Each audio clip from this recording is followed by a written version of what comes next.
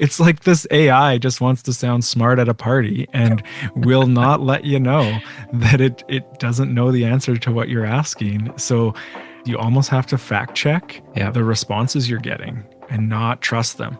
Think of AI as your arrogant friend. But also is really nice to you. Yes. Yeah, yeah, yeah. So charming, right? Yeah. Oh man, is AI a sociopath? Hello and welcome. We're so glad you're tuning into the Taking Good Care show. I'm Dr. Andrew Wong, based in Toronto, Canada. And I'm Dr. David St. Arnaud, based in Edmonton, Canada.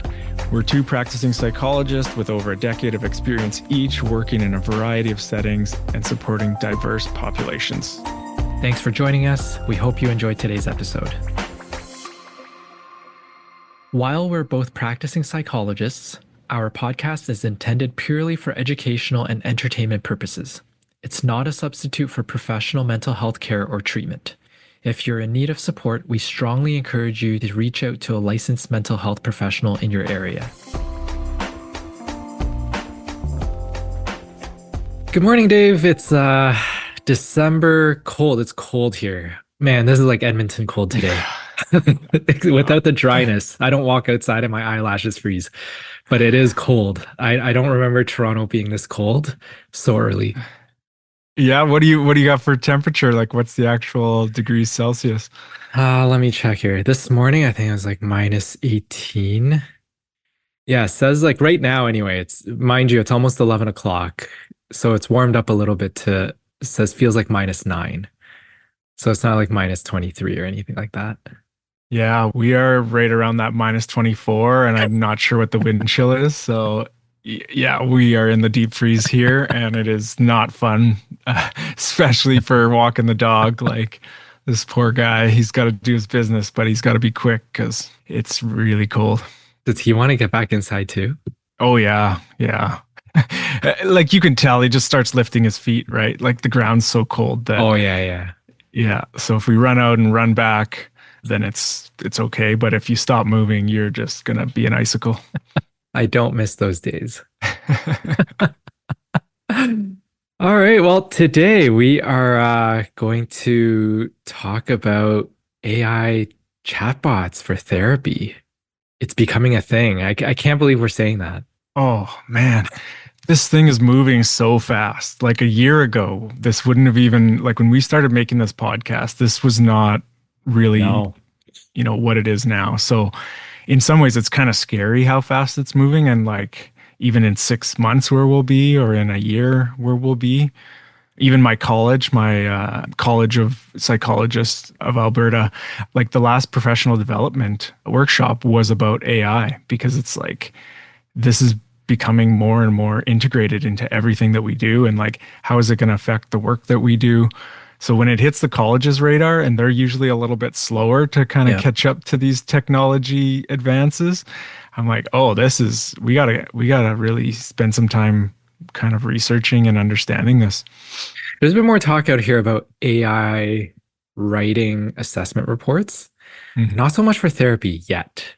At least the college hasn't put out anything yet. But as a caveat, the college here has been dealing with all sorts of other stuff that psychologists aren't too happy about. So, shout out to all the psychologists who are working hard to fight the college on decreasing the standards of training out here. But I'll leave it at that before I get into any trouble. Yeah, I've been following a bit of that. It's definitely hitting my radar, but we will not focus on that today because that's a big one. And probably one that a lot of the general public is, well, at least outside of Ontario, might not care so much about. But maybe another podcast will look at that in terms of the standards and what are the minimum requirements to enter this profession. And what does the college do? I think a lot of people don't even know. Like they hear college and they think it's some sort of institution and that's it. But what does the college actually do? And, do all psychologists agree with what the college does? I don't know. Yeah. I'll stop there again. Well, maybe I'm just going to clarify, because I was mixing up there's a provincial association and our college. Yeah, so our college is the College of Alberta Psychologists. Sorry, I was mixing up the acronym. And then people might wonder how qualified I am to actually be registered with the college if I don't know the college's name. So thought I'd clarify that. No, same here. Same here. There's an association for us, and then there's a college. But yeah, maybe we'll do a deep dive into that later on, and maybe we'll get a couple of people on to debate. We'll see. We'll just be mediators. Yeah, the pros and cons of having a self-regulated profession. How That's about right. that? That's right. Anyway, chatbots and therapy. Yeah, no, I think it is becoming a thing. I've had clients who will candidly say that they've tried it, but eventually they all come back to chatting with me or one of the other clinicians in the office just because their experience with it hasn't been great. And we can deep dive into that a little bit more too. Yeah, I mean, the appeal to it is great. I think, having access to a resource at your fingertips, right? Like most people have a smartphone or a laptop, so they can turn it on. And if they're using the free version of something like ChatGPT or any of the other like generative AI programs out there, so it could be free, so it's really cost effective. It could be readily available, so it's super convenient. So those two things obviously would be a huge attraction for a lot of people kind of struggling. And I think the other one too is, privacy and confidentiality is a big part of what we do, right? We go over that every time we meet with someone new, and there's the potential that you can share things with this chatbot that you wouldn't feel comfortable sharing with another human being, right? Yeah. And actually get some support around something that is super embarrassing or that you're ashamed of. So I think there is a lot of like attraction to this. Yeah. And then I think we'll flip it Uh, over and look at the risks and the downsides to it. But first off, just anyone who's tried it, I could empathize. I could understand why yeah. this would be something you would be trying. Oh, for sure. Like, why wouldn't you, right? I think it's something that even out of curiosity, I've just for fun just chatted with, like, just type stuff into ChatGPT, Hmm. right? And see what it comes up with in terms of, hey, I'm having this issue. Can you help me with it, right? And then it spits out like four strategies with a few bullet points each. And now I think the problem with that is that it gives the perception, and we've talked about this in previous podcasts, that we can just do quick fixes, right? So here are four strategies. There are ways to implement the strategies and go give it a shot, right? So you're not having sort of this natural conversation of making the connection with somebody and having that person understand your history, your context. So it's interesting that I think maybe for quick fixes, if that's what you're looking for and you want to try it, it can be quite helpful. But certainly it doesn't give you that human connection. It doesn't provide or understand context or comprehend context and history and integrating that with current issues as well as you or I can do that. Okay, so I'm listening and I'm thinking, and I'm actually thinking back to the professional development thing that we did. And one of the things that was said over and over again is that like AI is really good at pattern recognition, right? And so that's its strength. But there's a lot of weaknesses still there that people don't really understand in terms of it will just make stuff up, stuff that is not true.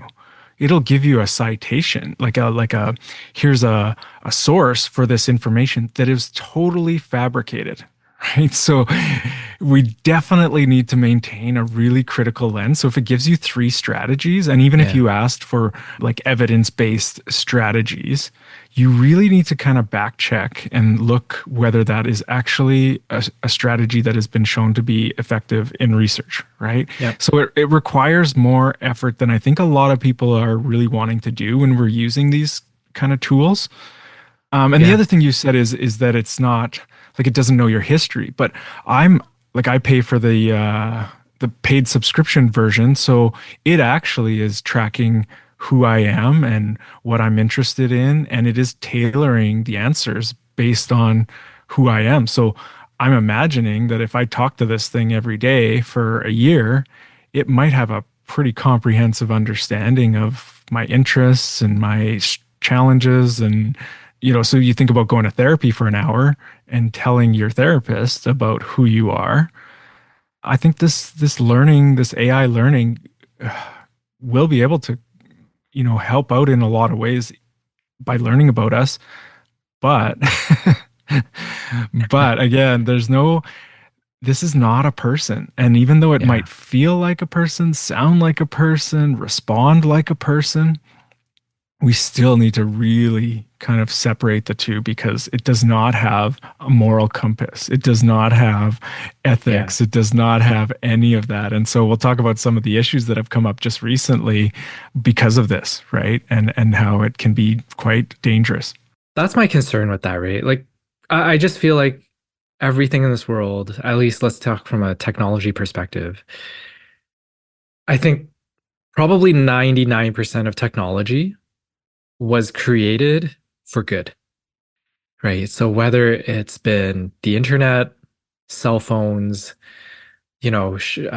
sharing platforms, now AI as well, I think it's all based out of the goodness of people to try to make life easier and more convenient and just make our lives more effective and more productive, which is really good.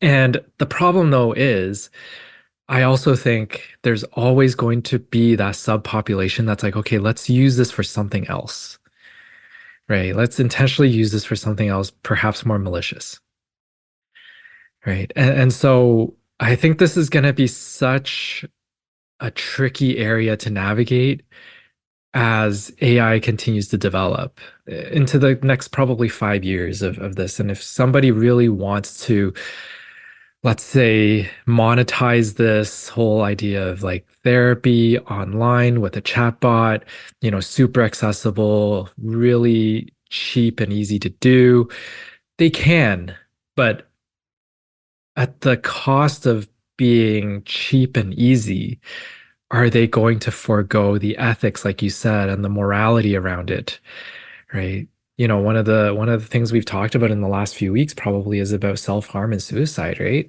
You Hmm. know, does AI have the ability to say, hey, you know what, let me call your loved one, or, I need to ensure that you're safe, so I'm going to stay on this phone or on this, platform with you until you get the help you need. Well, the answer is no. There's actually a couple like lawsuits right now, Exactly. one Yeah. against OpenAI for ChatGPT with an adolescent that was, struggling, and AI actually helped this adolescent suicide. So it provided advice on how to actually suicide rather than how to get help and support. So this is super scary, right? And if you're a parent out there and you're kind of like, oh, what's the big deal, like there is some big concerns, and understanding what this machine, what this computer is advising, or how it's actually validating someone, right? Yeah. So we again, the guidelines or these extra safety measures that you might be able to put into this program, they cost money, right? And Yeah. they're going to cost money to advance and to keep up with. And so if you just let this thing run free, it's cheap and it's easy, but here we go. We have problems that come with that. And I think you have a more optimistic view of like why things are technology is created, and I don't hold the same view. I think money plays a big part. Capitalism, there's like the Oh, absolutely. Silicon Valley. Yeah, they're gonna look to like exploit people's weaknesses or vulnerabilities because they can make money off of it. Not everyone, right? There's a lot of great, well-intentioned, technology that's meant to meet the needs and possibly make the world a better place. But I think there's kind of good and evil forces working here when we're when we're getting these technologies. No, I agree with you. I think money's always going to play a role. Having said that, though, I mean, hey, if it's making our world, well, again, we can have different views of this. If we think that productivity is positive, if we think efficiency is positive, and people are, making devices or making things that are helping with that, great. Again, good and bad in terms of the accessibility of information. It's at our fingertips. I would say that kids are probably learning more now than ever, good and bad. And just the way the brain is being shaped is pretty interesting. But back to your point though, I didn't actually hear about that case of the lawsuit that's happening. So what are the details around it? Like, do you know much in terms of where, or like did the platform even know? Did OpenAI even know how old this person was talking to them? That's what I mean though, right? Like the scariness is the context. When you are using these things, the other side has no clue how old you are. I mean, look, two people interacting, if you don't see each other, right? Hmm. Those chat forums and stuff, like you hear about this all the time, the dangers of being in chat forums. You can have, a 30-year-old pretending to be, I don't know, a 14-year-old, right? But Hmm. that's because they're just chatting, you don't hear a voice, you don't see a face, and that's two humans interacting. So Yeah. now you've got a chatbot. Like, how is it even supposed to catch on at all that I'm talking to an adolescent here? Yeah, I mean, unless the adolescent says how old they are, or like Yeah. there's no, when we get registered and we're a part of our college, we, agree to adhere to standards of practice and ethical guidelines, right? There's no agreement there, right? And so, when we're deciding what shows our kids are going to watch, there's an age rating on it. So it gives us a bit of a guide. Okay, this might be appropriate or inappropriate for the age of my child. Like the government and these other places, they try to, inform the public about the risks, and Yep. this thing's so new that we don't have that yet, right? Yep. So I'm kind of looking up some of the info. I heard this mostly over the radio. So, but apparently the lawsuit was filed in August 2025, and the adolescent was 16 years old and died by suicide in April 2025. So Okay. again, this is all like kind of recent. Yeah, it's all this year. Yeah, and these are all allegations, right? Allegedly, these are not proven in court, right? So, but allegedly, the AI, the open AI encouraged his suicidal ideation and provided harmful Wow. guidance rather than safety intervention, failed to activate proper crisis safeguards, Yep. and created emotional dependence instead of Oh man. redirecting him to help. So even, I mean, you think about Facebook. Facebook started as this like connecting college students, right? Yeah. And it was like, oh, this will be a great thing. And it has been in a lot of ways. It has kept people connected and allowed people to share their life with friends and family from far away. But we're learning a lot about like, well, the algorithms and the software and the programs, right? The longer people stay on Facebook, the more ad revenues Facebook gets, right? So this revenue driven, profit driven, we definitely need to be careful. So when I hear this, created emotional dependence instead of redirecting him to Yeah. help, like AI benefits from your interaction with it because it is constantly Yes. gathering more and more data, and that's how it gets better and stronger. So is it going to want you to go talk to a therapist, or is it going to want you to keep talking to itself? And again, it as like it's this self-directed thing. The program, right? The program is created in a certain way. Well, it's interesting, right? Because the two of us were pretty big on boundaries. Like we talked about boundaries in multiple episodes.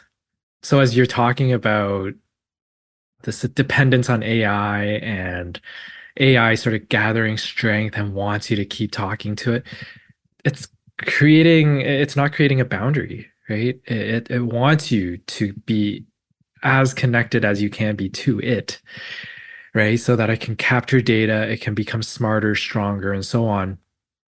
So, like, think about when we're in therapy sessions with someone, right? We can monitor crossing boundaries, either between ourselves and the person in front of us, whether or not, we're reaching a gray area in terms of boundary crossings, or even advising someone if they are crossing boundaries with other people. Here we are talking about a thing that has no idea about boundaries. Its sole purpose is to gather all this information from you. So, is it actually helping the person, especially those with interpersonal issues? It's just probably causing more problems, to be honest, as I think about it now. Well, and I think we should always be comparing this to like you said, to, the human problems we also have, right? Like with Yeah. these chat forums on the internet where people are encouraging other people to self-harm and showing them like ways to do it. And so this happens in real life with real people. But yeah, again, there's this unknown factor of like, where is this going? How far can this go? I'll bring up another kind of alarming example that's very recent too. There was especially with Christmas just around the corner. I don't know if you heard about this one, but the teddy bear that was AI programmed, like it would. Oh, so it's a No. lot of these toys now are using AI, and Yes, you like yes. the kid can speak to it and it'll speak back, and there's a lot of potential for It's like like Chucky, developing man. language and these kinds of things that could be really beneficial to kids. But they found when they were actually, it wasn't even the company that was creating it, but this public interest research group, they kind of like monitor these things, and they found that this teddy bear was, what was it, it was, Oh, I did hear about this. yeah, it was discussing sexually explicit Yes. topics with these kids, right? Not all the time, but this like it's almost like this could go rogue and say things that just like, what is going on? Versus like a toy that has like five pre-programmed responses that it says all the time, right? Like the Tickle Me Elmo or those other toys like that came out. This one is like, you just don't know, because it's gathering information and it's producing responses that, like, even if you and I put into the same chat box a question, we're going to get slightly different answers. That's the way it's designed. Yeah. So unless you're sitting beside your kid and listening to what's going on, and it was also, what was the other one? Provided unsafe advice and details a parent's or caregiver would find disturbing or inappropriate for youngsters.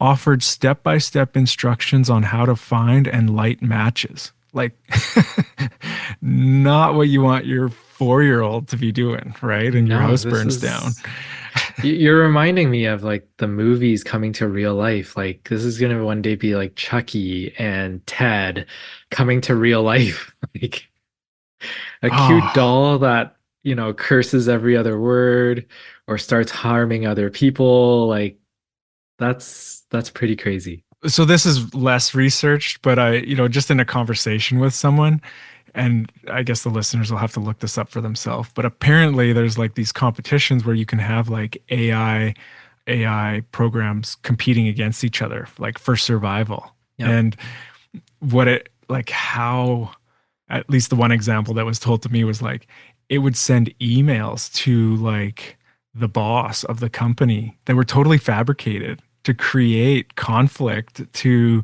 then disrupt this other system. And I'm like, oh geez, like just because how fast this thing is moving, I'm like, we need to have some guardrails. We need to have some better understanding of what's happening and where it's going and what the risks are. Yeah. Well, I don't doubt that someday, if it's not already in the process, somebody somewhere is trying to perfect AI therapy bots, right? And it's Yeah. out there. So in terms of like understanding morality, I'm sure it'll pick up words like I want to hurt myself, I want to kill myself. And then it will pick up, okay, you don't want to do that, or tell me a little bit more, or who can I contact, or who can you go and contact now if you're feeling this way? Yeah, I mean, I only took one computer programming course in university, but when you're programming, right? Like if this, then that, right? Yeah. That's kind of the way this works, right? So if someone says this, then this is the response you give. But AI is different, right? Generative AI is different. You kind of create this program that itself programs, right? Like, Yes. so it's going to be harder, but I don't know. I don't think it's impossible. It's just going to take more work, right? And that's why they're building all these data centers everywhere, right? I mean, these data centers is just going to be literally what it's called. It's just going to be full of data from everybody who uses these AI platforms and just collecting just tons of data on everybody so that it can generate more and more accurate responses in the future. Well, and the downside that, has been talked quite a bit about is the amount of energy that that takes, Oh right? yeah. The energy to fuel these data centers, these AI, like this is going to be the next huge use of resources. And again, if we're getting 95% of our learning through AI eventually, then it's going to be a great investment of energy. But if this is going to create like social problems and people, actually, one of the other lawsuits is a wrongful death lawsuit linked to AI, a murder suicide. So it's the first lawsuit against like an AI directed both to homicide and subsequent suicide, alleging that ChatGPT reinforced paranoid delusions of a 56-year-old man and leading him to kill his elderly mother and then himself. Wow. So this person was having paranoid delusions, and the AI actually, reinforced them, and it led to something really tragic, right? Wow. Yeah. Well, that also makes me think about privacy, right? Like, as Hmm. it is collecting all of these things, is it also collecting IP addresses? If you're using a name, are they collecting your name as well? There's a lot here that really has to be thought through before Hmm. this becomes a mainstream therapy modality. For sure, it's therapy modality, but even like again, how people use it Yeah. in whatever work that they're doing. If you're plugging in personal information of other people into it and saying, summarize this or create a report, you're at risk of, breaching privacy. And so that's one of the big concerns of our college right now is making sure that people are not putting private information into this data gathering program. Going back to what I had been told from various clients just about why they returned back to in-person therapy, though, it was interesting because it was so many of them just mentioned like it just lacked the connection with somebody else. Sure, you're typing in or perhaps you're saying it into a program, but it just didn't feel genuine. Right. And so just coming back to talk to a person, whether it's in person or online, there's just more of this genuine feeling that the other side is actually listening. It's actually understanding and comprehending rather than just spitting out answers. Yeah, I hope that's true. I think like but I'm looking at you, listening to you, and I'm like, are you real? Are you maybe you're a chat bot like in 5 years or in 2 years where it gets better and better at making the mistakes that humans make or doing the mannerisms that humans have, right? And so actually I was listening to a podcast this morning on my way in, and shout out again to Dr. Becky Kennedy because I keep going back to it, but she had a guest on there who's an expert in looking at like the impact of technology on kids and adolescents. And I was really keen because I wanted to get to the part where they were talking about AI, and they talked about these like apps now that kids can have like AI companions or even girlfriend boyfriend like relationship, Yeah. right? And so the difference between, a human relationship, Yes. intimate relationship, dating relationship, and then a chat bot that, it's very scary because in some ways they're getting better and better at imitating Yes. humans Yeah. and for kids that have never had a relationship, right? And their first relationship is going to be with a chat bot because they're shy or they don't know how to approach someone they like. And this is kind of an easier way to have some companionship. Yeah. And I think you can look at the pros and cons to that. I do have one in the past, one adolescent who did tell me about being able to create a companion. And it was very interesting because, as I'm listening to it, I think for, like you said, the shy or the neurodiverse population, this can actually be very positive just for their own mental health. Those who feel isolated, constantly withdrawn, they don't feel like they fit in. Hmm. I can see the benefits of this, at least for their own mental health and feeling like they belong somewhere, right? That they connect with somebody. On the flip side, though, again, where is that information going, right? And how is this AI generated bot interacting with you, right? If you tell it all your secrets, all your deep dark things that you want to do, will it encourage you to do them? Yeah, I mean, I think a lot of it is designed to be encouraging or Yeah. validating, right? Yep. So again, if you are someone that is shy or struggles with social interactions and maybe on the spectrum, like this is a way to, again, like you said, feel less alone Yep. almost, like feel connected and Yep. feel included. But does that translate to real life? Right? Yep.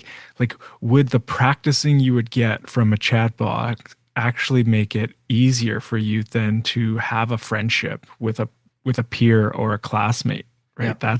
That's still to be determined. I think one of the things you've brought up, Dave, is really important for everybody to think about this for a moment because anyone who's used even the most basic AI platform, let's say ChatGPT, right? Even the free version, you can type in questions, you can type in any small personal issue and ask something for it. And the thing that you said, Dave, is that it's very positive. And I heard about this before too, a couple of months ago. And so I just started typing all sorts of stuff in there. And never will it tell you that you're wrong or that you're horribly on the wrong path. Oftentimes it's like, oh, you're on the right track. Now you may think about this too, right? So yeah, it's telling you different versions of what you can do, but it's never going to be scolding you, right? Like a parent might. Right? Like you have to stop doing that, right? Stop talking like that to your friend, right? AI, it's always going to be like, you know, you're on a certain path and good try and chatting like that to a friend. Now you may also want to try this route, right? So it's a very friendly way of approaching you. It's never going to say, hey, you're in the complete wrong, buddy. Like you should not be doing that. Yeah, I think unless you ask for help on something, it's not going to point out that maybe you want to get some help around this, right? Like Yeah. maybe you don't want to go down that path. Like, hey, you've been down this road a couple of times. This seems like a pattern. I haven't heard of anything like that, right? No. So again, it's really good at pattern recognition and potentially like, and not that I'm, advising people to do this, but eventually I think like even as clinicians, we might have information like these are the symptoms that someone is experiencing. Yeah. Oh, here's some potential diagnoses or here's some potential, things that might you might consider that is going on for this person. And in the medical field, right? Like oh my gosh, so many people go to so many specialists before they finally get diagnosed with what they have. This might speed that up or at least help clinicians narrow down or see things that because we all have our own human bias, right? And Yep. we see things that we're looking for. So there's a lot of potential there. But, kind of going on what you were saying, the overconfidence or the really nice or the positive bias that this might have. Yeah. It also, there's people researching this right now. There's AI hallucinations. Have you heard of this? No.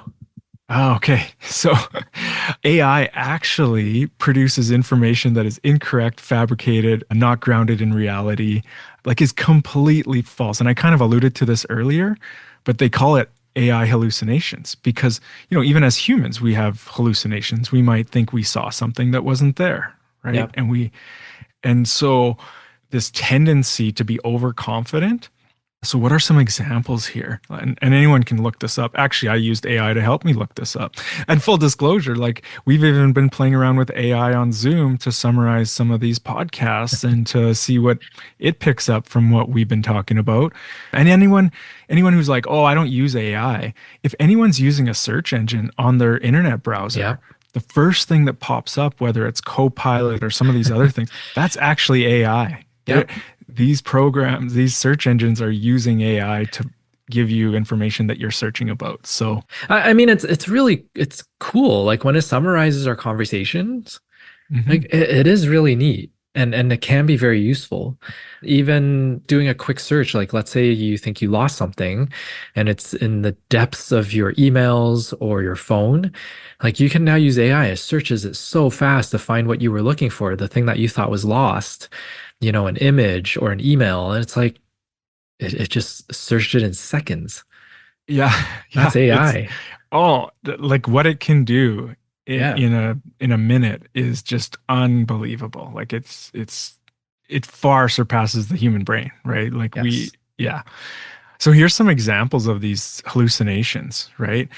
And as I'm reading them, I'm thinking, really, it's almost like a human that is embarrassed to say, like, I don't know, right? And it'll just give you an answer because it doesn't want to not have an answer because you asked it a question.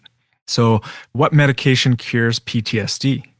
And it can come up with PTSD can be cured with a 2 week course of Noralexprol. And then it says, no such medication exists, and PTSD does not have a cure, right? So, this is the danger. If you plug this question in, that's the other thing that came from this professional development is that so much of AI answers are dependent on the prompts you give it. So I think Yeah. eventually we're going to have more and more like classes in school to help kids and help adults like have better prompts so they can get better information and then actually check whether that information is true or just made up. But another example too, it's to provide a citation showing that chocolate reduces depression. And then it gives Smith and Lopez 2017 found that 40 grams, and this is actually not even a research article, right? So Oh, yeah, scary. And I think obviously you can tell by the examples it's giving me, it already knows that I'm doing a podcast on mental health. It already knows that I'm interested in mental health. So it's tailoring these examples of hallucinations, you know, to me that are more interesting. Yeah. yeah. No, this is still, I think all of this is still really in its infancy, Yeah. right? This is why, like, even with bots and AI doing therapy, unless somebody tells it that I'm crying, it's not going to pick it up. At least the technology's not there quite Yeah. yet, Not yet. Not yet. right? Probably at some point, if people start again feeding data centers with their cameras, and Hmm. then it learns, oh, there's water coming down someone's eyes and face. Oh, you must be crying, right? Then it picks it up. But like if someone is sitting in my office and their body language is telling me something very different than what their words are saying, that to me is again our clinical and professional judgment of what's going on. And we can query that. We can sort of gently navigate that. Hmm. Whereas right now, like when people are using AI for therapy and asking it questions and talking to it like it's a real person, this is where I think some of the oversimplification of therapeutic nuances, if we can call it that, just it just becomes too oversimplified and there's so much more to therapy than just the verbiage. For sure. And yeah, but that being said, I've even heard training programs starting to use AI for their therapists to be able to, practice some of the techniques or strategies or like theoretical orientations, right? And or even more recently too, people are having job interviews with AI. Like companies are using AI to interview applicants and then using that as a screening process, right? So this again, 2 years ago, this is unheard of. This is moving so fast. So I think AI is going to get really good at doing therapy. And in some ways, it might help a lot of people. But Did just like humans, you hear my right? groan? Yeah, I know. We're gonna be out of a job. Hey, that's the worry, right? That this thing could replace a lot of jobs, a lot of people, right? And could actually do things better than we can. Well, the And crazy we'll part is that see. it's already Yeah. doing that in other industries, right? So eventually it'll catch up probably to most industries, Yeah. right? You read articles now of like AI doing a more accurate job of diagnosing Hmm. in the medical field. Now, Yeah. whether or not those are just sort of one-off cases here and there, I don't know. But hey, if someone's publishing about that, it's only a matter of time. Well, you think of like an X-ray tech, someone that's reading, looking at Yep. X-rays, and it takes experience, it takes time to kind of learn, and like someone with more experience will be better at picking these things up. The rate at which AI can learn and get 10 years of experience in 5 minutes and Yeah. learn from like, hey, here's this thing, here's this anomaly that shows up in 0.1% of the population, but keep your eye out for it. And the average human would never come across this in their lifetime of doing this career. And it stores it as like it looks for it, right? Yeah. And so there's a lot of potential, and again, there's a lot of risks that are we. I almost think like we had that analogy with the Ferrari engine in Yep. the minivan. This is a supercharged, kind of Hypercar, supercar. yeah, like I'm trying to think of I'm losing my words. But anyways, this thing could just, run off the road and just run through all the trees and we can't stop it, right? So we need to monitor, we need to research, we need to evaluate, and we need to have like ways to regulate and control this, free thing that almost reminds me of the internet, right? When the internet was Yeah. only in 1995 that the internet came out, or 19 mid 90s, whatever. For the mainstream population, right? Yeah, not that long ago. And this thing is moving faster than the internet. So, Yeah, no, there's a lot of risks, and I just think right now anyway, AI hasn't developed empathy yet, that idea of compassion. I think it can sort of pretend to a certain degree, but I don't think it's gotten to the point where, sitting in front of a therapist, even looking at the therapist to see that, oh, they're really listening, right? Or they're really thinking about my case and they're really racking their brain trying to formulate what's going on and conceptualize. There's value in the reciprocal interaction, right? We think about we're observing the client and trying to figure things out. They're doing the same thing back to us, right? The person on the other side. Do I have this really strong connection with the therapist? I mean, it goes back to the research papers that we all read coming out of grad school, this importance of therapeutic rapport. of course. And for those that are like, what are you talking about? They were looking at what affects therapeutic outcomes, like how do people get better and what are the factors? And research is still working on this, right? But the researchers found that the relationship between the therapist and the client or clients is a really important factor in terms of whether people get better or not. And regardless of the type of therapy being used, Hmm. right? So, we have one movement to find like evidence-based therapies and find the therapy that is going to help everyone, the tool, the approach, and it's really focused on comparing itself to other therapies, Yeah. right? Is this one better or, more effective or more efficient? But again, the human connection, like depending on the issue too, right? Depending Hmm. on what you're looking for help with, sometimes worksheets and even manualized group programs, right? That the facilitator is essentially reading a script, Yep. right? They're providing the same information to groups of people can be beneficial. And again, I think the human element that you're Yeah. talking about. I don't think that can't be replaced. At least I don't think within the next 5 years. And then 5 years is going to pass by and we're going to be like sitting here again, just like, what the heck happened to our profession?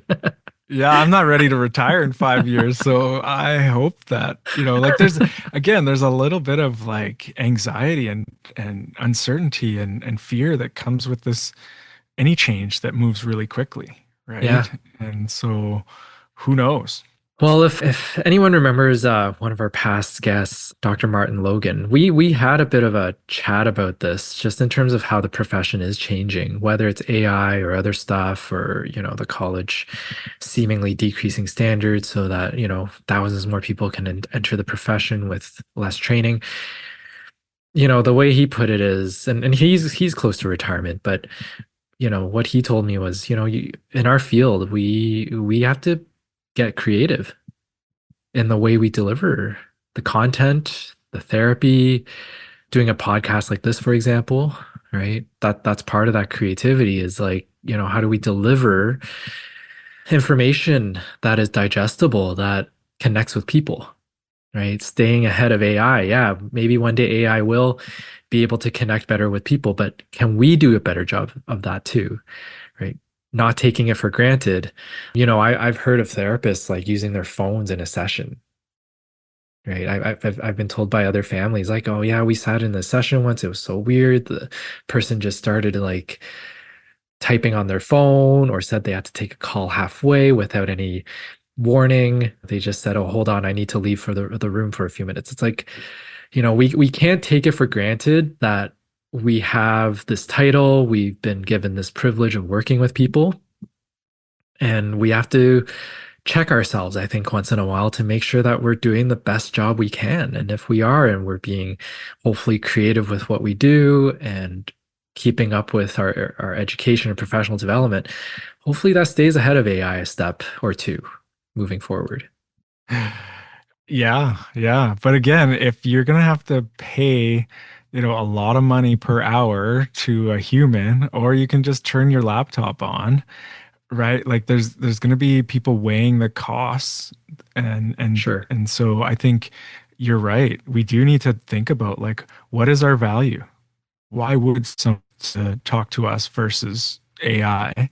And I think going back to some of the risks, some of the challenges that AI still has, right? I was listening to this thing about self-driving cars, and these things are in like California and Phoenix, and they're coming. Like these, you just call or you call, you probably text or whatever message, and this car shows up, and no one's in the driver's seat, and it takes you to your destination, and you know they were talking to a researcher who's working on creating or adapting this technology to Canada, where Yeah. there's snow, where there's other Oh kind of yeah. factors that this self-driving car will need to consider. And so they're looking at, in what ways is this better than a human, and in what ways are humans better?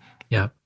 And, at this point, anything unusual or like say a cat runs out on the road, or I think there was an example where the police had like barricaded something off and the AI didn't even see it and just drove through the police barricade because it hadn't Man. learned that yet, right? So again, we're going to have these like machines moving around on their own without any human directing them. Yeah. That's kind of scary. And it's also scary having humans behind the wheel who are checking their phone or not paying attention to the road. And Oh they've man. actually found that these at least in where there's pretty consistent weather conditions, the safety ratings are actually better for the self-driving cars than for humans. Like it's actually safer to be in one of those vehicles than having a human in general. That I sort of believe. Yeah. It's not that hard to get a driver's license. Or to keep a driver's license. That's right. That's right. When you Yeah. Yeah. That I sort of believe. Yeah, and you know what? You sure you want to stay in this profession? Yeah, I love it. I love it. I think we will adapt and we'll use AI as a tool. Just like a hammer can be used to like build a house, it can also Yeah. be used to hurt somebody. So Yeah. Yeah. this is a tool, and this is a man-made human or human-made, not man-made, woman-made, human-made tool that we need to make sure isn't running itself. I think our generation, at least with this profession, I think we're okay. AI is still very new.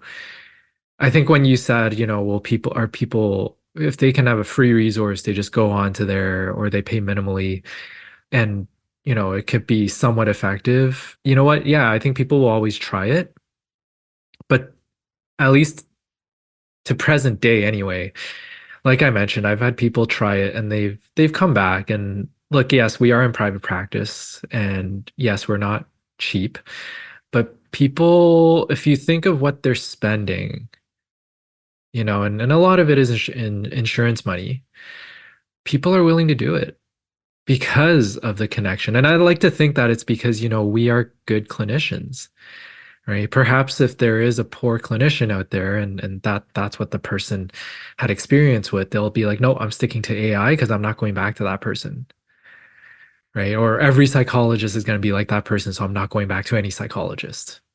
Oh man, I was following you until you said insurance money, and then my stomach dropped. I'm like, oh no, I didn't even think of that. This insurance companies are great at looking at the most cost effective way to treat people. And I know, like, even just being trained in different theoretical orientations, some insurance companies will only pay for services from a certain type of therapy, right? Yep. Because there's been research to show that it's more efficient and people get better quicker. So they don't want to spend money on a different type of therapy that might take longer. So, oh no.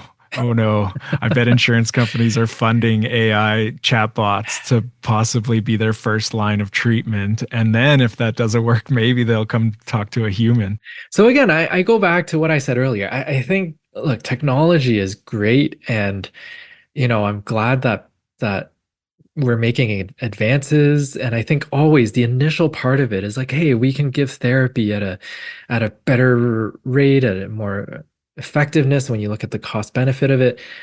But then you have these, corporations, people, like you said, they'll monetize or they want to. And so they take it to another level in terms of, you know, the possible harm it can do to other people. Yeah. And I mean, nothing is free. Like, Right. don't ever kid yourself. Nothing is free. So, you know, people are, that's the way the world turns, at least in the West, for most of, like, it's profit driven, it's revenue driven. And so you might have a free app, but it's not free. You're either giving your data or you're giving your time, and they're monetizing it by advertising. Hey, we're in the same business, right? Like, we're we're providing this free podcast, but yeah, eventually, hopefully we get some return financially for our time and our effort doing this through advertising so it doesn't cost the user. But I think we're going to be very conscious of like what ads and how we're going about this. And we're not going to, we're not doing things to get advertisement dollars. At least that's my side of this. Yeah, no, we've made like $4. I'll just put it out there to people if you're Oh wondering. man, a Like, year and we've made $4, so that's $2 each. Man. I haven't even gone into how they even help us generate anything. So like $4, it's like, okay, we've done $4. I haven't even looked into what that means or how we've done it. Can we Um, get that in like a check and like frame it? well, they say they pay out at the end of every month, but they haven't even done one payout. Probably because it's only been $4. It's like whatever.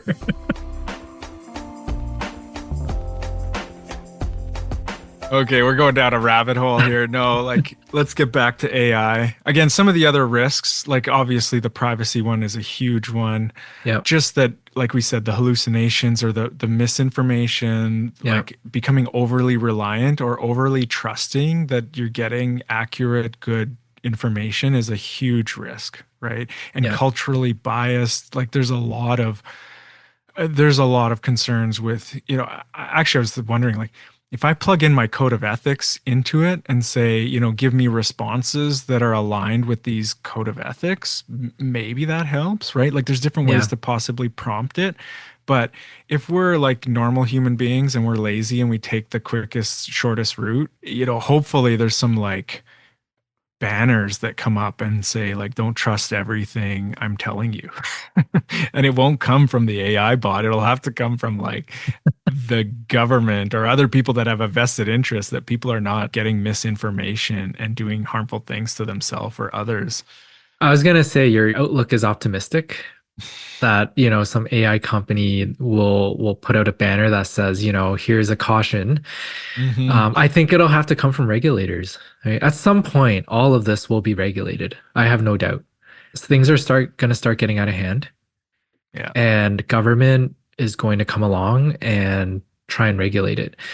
The only problem I see with that is again, who's got who in their pockets when we talk about monetization, right?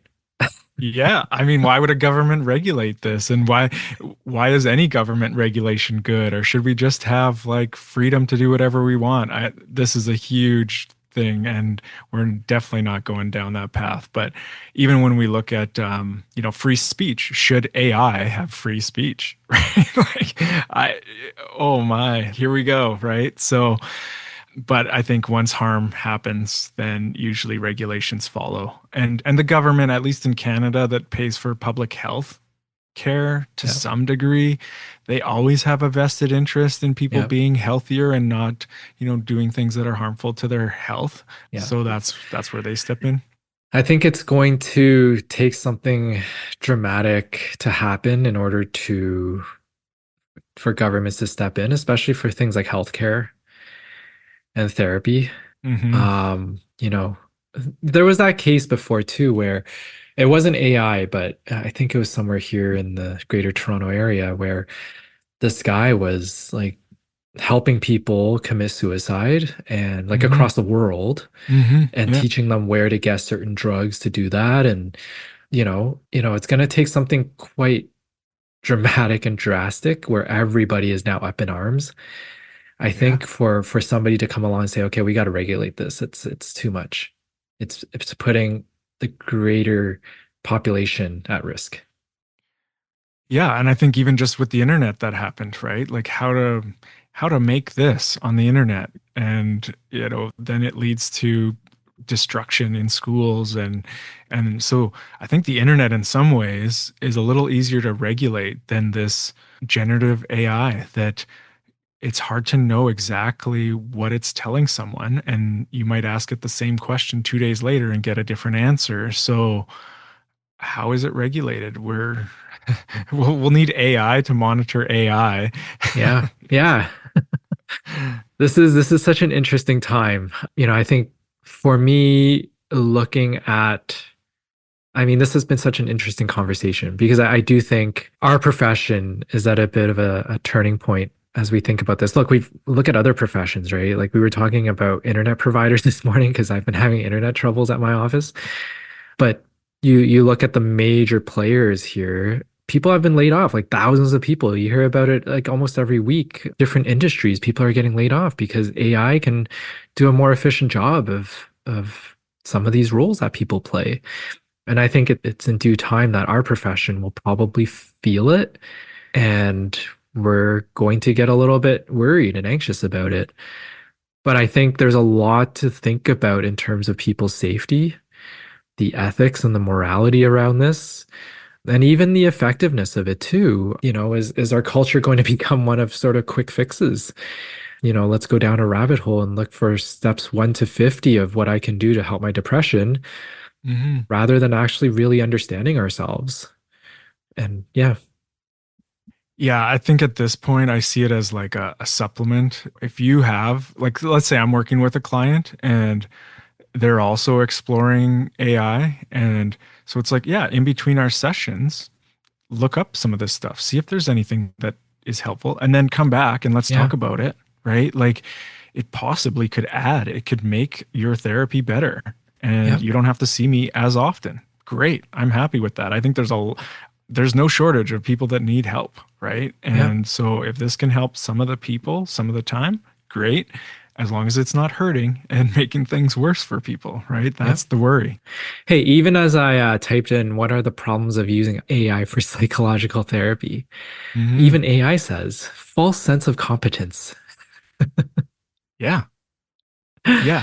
Well, and I did this. I did this to kind of prepare for today because I was curious, but it did not tell me about the hallucinations until I asked specifically about it. Right. Yeah, And because I know this is actually being researched in like medicine right now because they do not want AI making things up and then people getting a diagnosis or getting, evaluations sent yeah. back to them.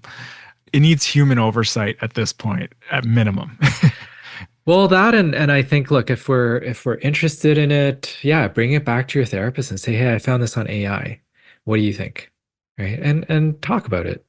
Oh, I recently had a client say, check, like, send me the link and said, should I do this? And it was a therapy that you had to pay for like a monthly subscription, There's almost a like a lot of gym those. membership, Yeah. right? Yeah.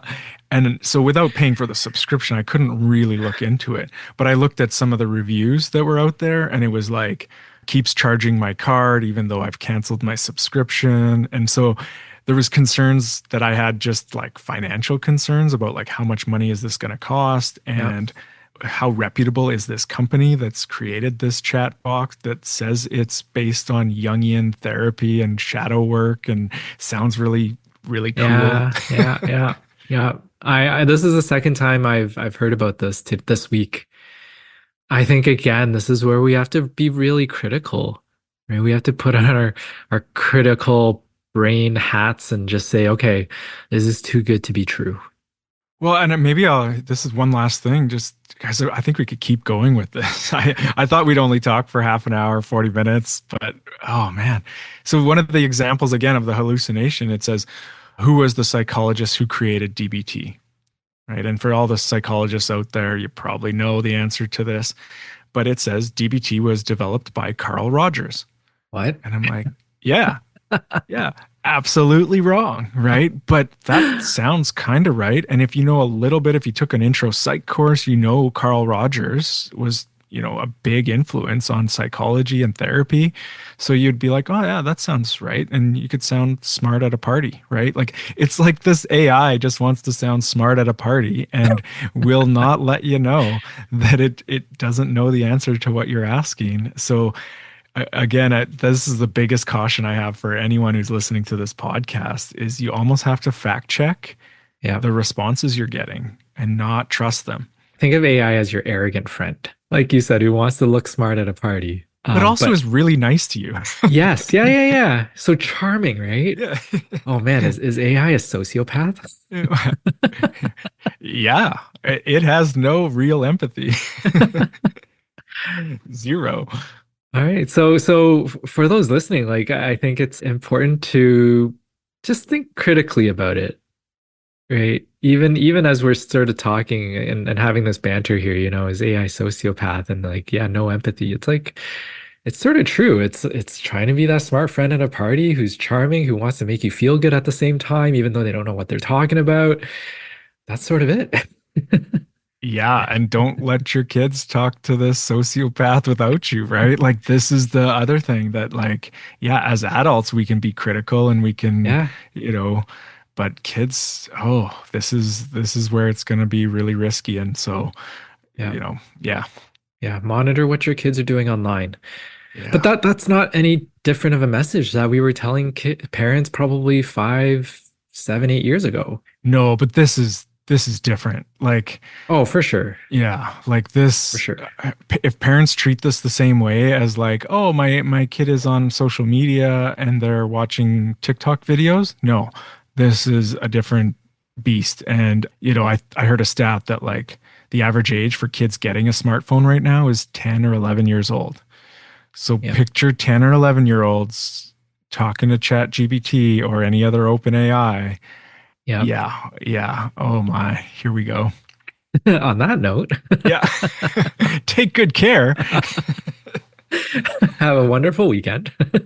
And holidays too. Yeah. Or no, this will probably come out after the Yeah, this will holidays. come out So after the yeah. holidays, I Yeah. think. But no, it's such an interesting conversation. But I think that's why we've gone on way longer than we expected because there's just so much here that intersects probably our interest in technology, our interest in our field, and just human nature versus robot. Look, this has been a topic of conversation since, what's that book way back when?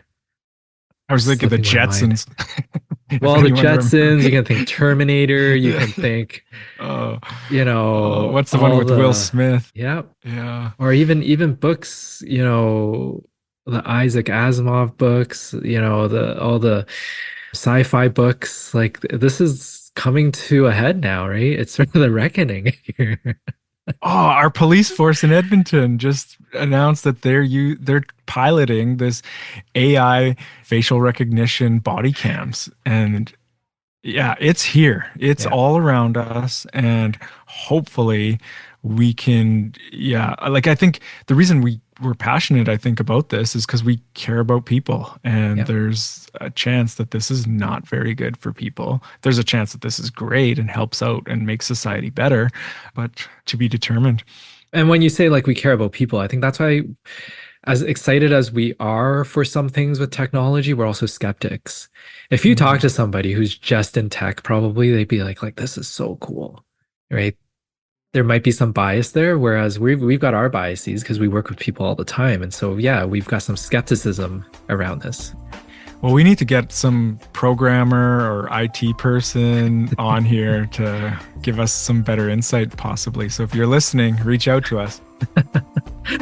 All right. Well, we can go on and on, but I think we'll stop here. Agreed? Let's do it. Okay. Yeah. All right. Take good care, everyone. Take care, everyone.